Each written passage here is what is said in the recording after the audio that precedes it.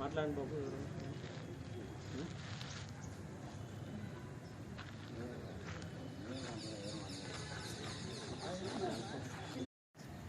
ముందుగా మా MRO sir గారికి మాట్లాడండి.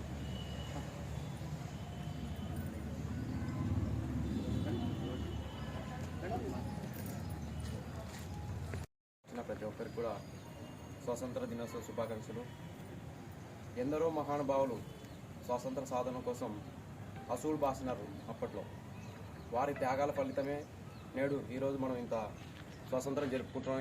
ఇంత ఈ విధంగా ఉందంటే వారు ఎన్నో త్యాగాలు చేశారు. అటువంటి వాళ్ళలో మహాత్మా గాంధీ గారి, సుభాష్ చంద్రబోసు, బాలగంగాధర్ తిలక్, లాలా లజపత్ రాయ్, గోపాలకృష్ణ గోఖలే తదితరులు మనం ఈ రోజున వారందరినీ కూడా స్మరించుకోవాలి. నాడు వారు పోరాటం చేయకపోయింటే ఇంకొక 200 ఏళ్ళలో ఇంకా ఎన్ని ఏళ్ళలో మనము ఇదే బానిస బతుకులో బ్రిటిష్ వారి చేతుల్లో నలిగిపోయేవాళ్ళం. కానీ వాళ్ళు పోరాడి మన అందరి కోసం స్వాతంత్రం తెచ్చారు. అటువంటి స్వాతంత్రంను మనం ఈరోజు దేశభక్తిగా మనం దాన్ని తీర్చుకోవాలంటే మన కర్తవ్యమే మన దైవం. అంటే వర్క్షిప్ ఈజ్ గాడ్ అన్నారు. అంటే మన పనియే మన దైవం. అటువంటి స్థాయిలో ఈరోజు మనం అందరం ఉన్నాము. మన పనిని మనం గౌరవించుకుంటూ పెద్దలు ఎంఆర్ఓ సార్ గారు చెప్పినట్లు మనం మంచిగా చేస్తే అంతకంటే దేశభక్తి ఇంకొకటి లేదని నేను ఈ సందర్భంగా అందరికి తెలియజేస్తున్నాను. ఈ అవకాశాన్ని ఇచ్చిన ప్రతి ఒక్కరు కూడా నా ధన్యవాదాలు. స్వేచ్ఛావాయువుని పీల్చుకుంటున్నామంటే మనం వెనక ఎందరో మహానుభావులు వాళ్ళ ప్రాణత్యాగం చేసి మనకి స్వతంత్రాన్ని సంపాదించి పెట్టినారు. అంతేకాకుండా మన ఇండియాకి ఒక వేలో ఉండాల పరిపాలన అనే ఉద్దేశంతో మనకి గౌరవనీయులైన డాక్టర్ బిఆర్ అంబేద్కర్ గారు ఒక రాజ్యాంగాన్ని రచించి దాని ప్రకారంగా మనం పరిపాలన సాగించాలి, మన ఇండియాకు ఒక ప్రత్యేకత ఉండాలి అని ఒక రాజ్యాంగాన్ని రచించినారు మహానుభావులు. కాబట్టి అటువంటి మహానుభావులు సూచించిన మార్గంలో మనం అన్ని పాటించకపోయినా ఏదో ఒక్కదాన్ని పట్టుకొని మన జీవితాన్ని కొనసాగించిన మన జీవితం ఒక మంచి అంటే ఎదుటి వాళ్ళకి రోల్ మోడల్గా ఉంటుందని నా అభిప్రాయము. మేము స్కూల్లో చదివేటప్పుడు మాకు డైలీ ఒక సూక్తి చెప్పించేవాళ్ళు అనమాట. అట్లా మా మేడం చెప్పింది ఒకప్పుడు, మీరు చదువు అంటే ఓన్లీ మీ ఇంట్లో పేరెంట్స్ పంపిస్తున్నారు, మీరు వచ్చి చదివి పోవడం కాదు, ఇక్కడ నుంచే మీ జీవితం అనేది పునర్నిర్మించబడాలి. అది అంటే మళ్ళీ మేము గర్ల్స్ హై స్కూల్లో చదివినాం అనమాట. ఆమె కొంచెం లేడీస్కి ఎక్కువ ప్రోత్సాహం ఇచ్చేది. అంటే లేడీస్ అంటే ఏమి చదువు అయిపోతేనే పెళ్లి చేసుకొని వంటలు చేయడం కాదు, మీకంటూ మీ కాళ్ళ మీద మీరు నిలబడి మీరేంటో నిరూపించుకోవాలి, అదే నువ్వు నిర్మించుకునే స్వతంత్రము అని చెప్పింది అనమాట. ఇప్పటికీ మేమైతే మా మేడం వాళ్ళు కానీ మా సార్ వాళ్ళు చెప్పిన మాటల్ని మేమైతే మరవలేదు. కాబట్టి మనమందరూ కూడా ఒక మంచి స్టేజ్ అంటే మన భారతదేశము వ్యవసాయక దేశం కదా, మనం అందరూ రైతులకి సేవను అందించే పోస్ట్లో ఉన్నాము. అది కూడా గర్వకారణంగా ఫీల్ అవుతున్నాను. నేను కూడా ఒక రైతు బిడ్డనే. కాబట్టి మేము మా విఆర్ఓలు అందరి తరపున, మా రెవెన్యూ డిపార్ట్మెంట్ అందరి తరపున మాకి చేతనైనంత వరకు మేము ప్రతి రైతుకి సహాయం చేస్తూనే ఉంటాము. వాళ్ళు ఎన్ని విమర్శించినా ఎన్ని చెప్పినా మేమైతే చేస్తూనే ఉంటాము. కాబట్టి మా రెవెన్యూ శాఖ అందరి తరపున ఈ ఎమ్మిగనూరు ప్రజలకి స్వాతంత్ర దినోత్సవ శుభాకాంక్షలు. అందరికీ ఈ 78వ స్వాతంత్ర దినోత్సవ శుభాకాంక్షలు. మనకు దాదాపు 200 సంవత్సరాలు విదేశీ పరిపాలనలో ఉన్నప్పుడు, బ్రిటిష్ పాలనలో ప్రత్యేకంగా మనం ఎన్నో ఇబ్బందులు పడ్డాం. అది మీకు అందరికీ తెలుసు. ఇప్పుడు ఆ తర్వాత ఎంతోమంది అమరులై వాళ్ళ యొక్క త్యాగం వల్ల మనం ఈరోజు స్వాతంత్ర్యం పొందినాము. అదంతా గతం. అయితే ప్రతి సంవత్సరం ఈ విధంగా ఎందుకు చేసుకుంటామంటే ఆ త్యాగాలు ఊరికే పోలేదు. ఇప్పుడు మనం స్వేచ్ఛా జీవితంలో ఉన్నాము.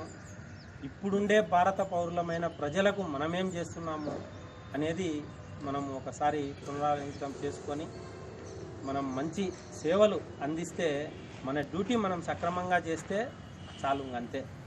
ప్రత్యేకంగా ఇంకోటి ఏమో చేయాలని ఏం లేదు.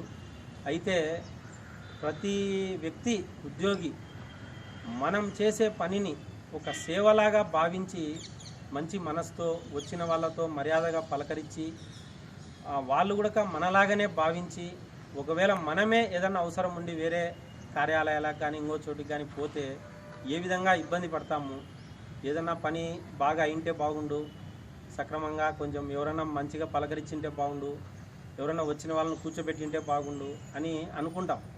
అదేవిధంగా వాళ్ళను కూడా మనము స్వీకరించి ప్రజలను కూడా ఎంతో సహృదయంతో మనం గనక సేవ అందించినామంటే అంతకు మించి వేరేదేం లేదు. మనం కొంతమందికి జీవితం ఇచ్చినా మనము పుట్టినందుకు ఉద్యోగం చేసినందుకు ధన్యమే. నువ్వు ఒక్కరిని జీవితం బాగుపరిచినా చాలు. అలాంటిది ఏదో అదృష్టవశాత్తు మనం అందరము ఒక మంచి శాఖలో ఉన్నాము కాబట్టి మనం ఏదో చేయగలిగే అవకాశం కూడా ఉంది కాబట్టి మన సేవలు మనము కొంచెం వేగంగా ఎక్కువ శాతము డిలే అనేది కాకోకుండా మంచిగా సేవలు అందియాలని చెప్పేసి ఈ సందర్భంగా మీకు అందరికీ తెలియజేస్తున్నాము. మన టీం కూడా అంతా బాగుంది. కాకపోతే కొంచెం రైట్ ట్రాక్లో ఉండి మనము సరైన వేలో ముందుకెళ్తే బాగుంటుంది. ఇప్పుడుండే ప్రభుత్వ పథకాలు కానీ అన్నీ కానీ మనం ప్రజలకు మరింత చేరువయ్యే విధంగా చేసుకోవాలా. దీనికి అందరి డిపార్ట్మెంట్ల సహకారం తీసుకుంటాము. గతంలో ఎక్కడ పనిచేసినా అన్ని డిపార్ట్మెంట్లు ఒక యూనిట్గా తీసుకొని వచ్చి పనిచేయడం అనేది మనకు అలవాటు మామూలుగా, నాకు కానీ మామూలుగా రెవెన్యూ శాఖకు కానీ. కాబట్టి మనం ఇక్కడ ఉండే పోలీస్ వారితో, డెవలప్మెంట్ అధికారులతో, కమిషనర్ గారితో, అన్ని శాఖలతో, వీళ్ళని వాళ్ళని కాదు, మనకు ICDS వాళ్ళతో అందరితో కలుపుకొని పోయి ఒక మంచిగా మనము ప్రజలకు సేవలు అందిద్దామని చెప్పేసి ఈ సందర్భంగా సందేశం అనేది ఇవ్వాలనుకున్నాను.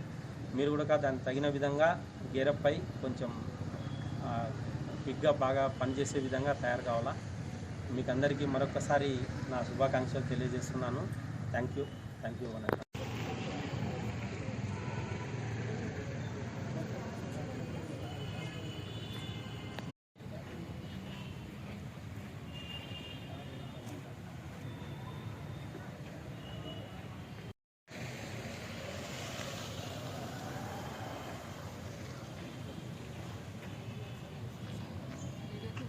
పట్టణ ప్రజలందరికీ 78వ స్వాతంత్ర దినోత్సవ శుభాకాంక్షలు.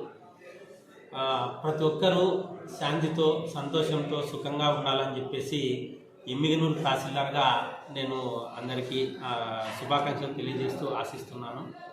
రెవెన్యూ శాఖ తరఫున ఏ పని ఉన్నా నేరుగా కార్యాలయానికి వచ్చి మధ్యవర్తులను ఎవరిని నమ్ముకోకుండా నేరుగా వచ్చి మమ్మల్ని సంప్రదించి మీ పనులు చేసుకొని సంతోషంగా ఉండాలని చెప్పి కోరుకుంటున్నాము.